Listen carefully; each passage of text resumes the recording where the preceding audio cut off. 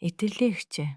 Би асуултаа Исая номын 14-р бүлгийн 12-оос 15-р эшлүүдтэй холбогдуулан тавих гэсэн юм.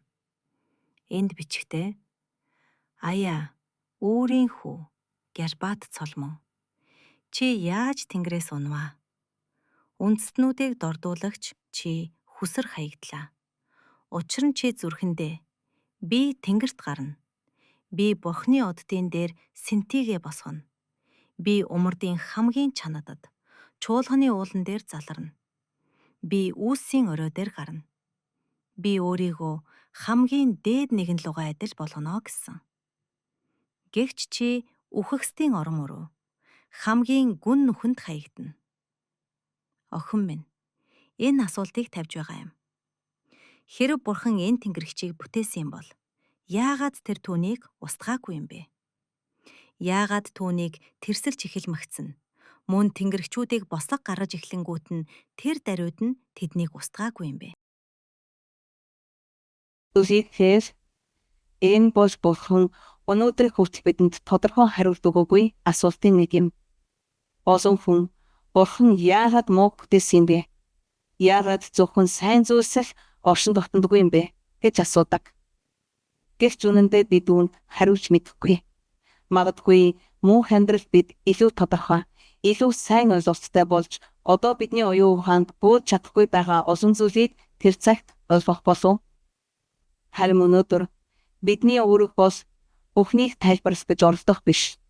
Харин Бурханы хийсэн зүйл болон түүний бидэнд илчилсэнийг нь хүлээн зөвшөөрөх явдал юм. Энэ эшлэл Бурхан 4-р ханданд ярьж байгаагаа бидэнд харуулсан байна.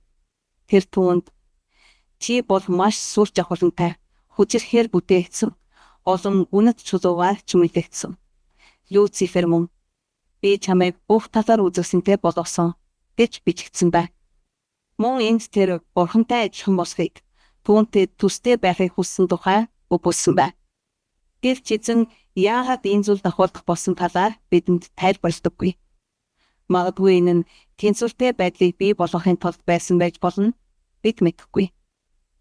Дэлхий дээр олон зүйл тэнцвэртэй байдалд оршдог. Сайн ба муу, үзэлсэн ба муухай байдал, өндөр ба нам, жижиг ба том гэд бүх зүйл тодорхой дэстараанд оршдог.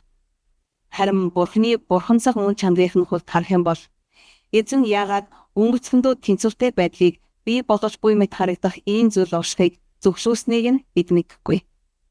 Гэхдээ бид энэ тэнцвэртэй байдал нь зөвхөн хүмүүс бидэнд зориулагдсан ба үүний үндсэн дээр бид сайн ба муугийн хооронд сонголт хийдэг гэдгээ ойлгодог. Бас бидний баттай мэдэж байгаа нэг зүйл бол сайн нь ялдаг гэдгийг. Бурхан чөтгөрөөс хүчтэй ядал, сайн нь муухай дийлдэг.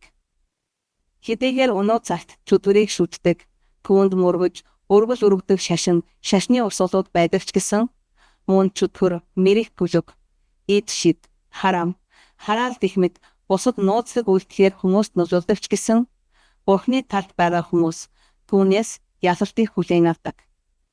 Бурхан бидэнд ялалтыг өгдөг. Бид сайн үйлсээрээ мууг давангарч ялалтанд хүрдэг. Бид үүний бүрэн хариултыг мэдэхгүй.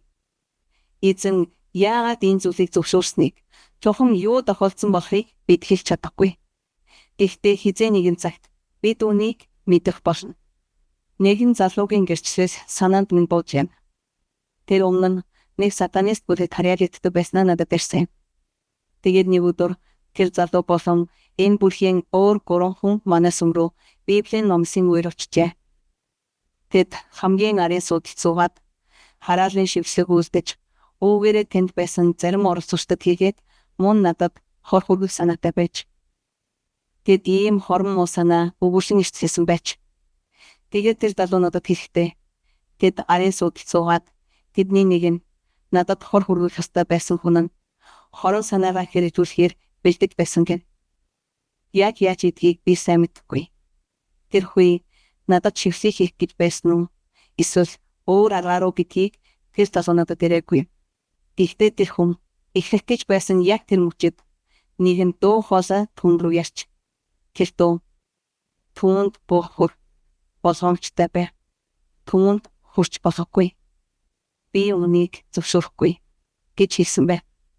Энэ явдлын дараа тэр өөрийн өмнө шүтэж байсан зүйлээс хязгааргүй агуу нэгэн хүчин оршдгийг ойлгосон ба тэрээр тэр өдөр гимшиж сатанист бүлгийн орхин сүм дэрдэг болсон байна.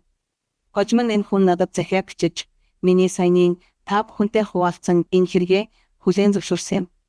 Тэр бүхнийг илэн дахангүй ярьж өмнөх амьдралдаа хийсэн буруу үйлдэлтэй уучлал хүссэн юм. Үүнээс бид Бурхны хүч чадлыг тэр өөрийн хүүхдүүдэд хэрхэн хамгаалдаг болохыг харж байна. Сайнны хүчин мууг үргэлж даван дийлдэг. Эзэнд магтаална байг. Бид зөв замыг сонгож сурах хэрэгтэй.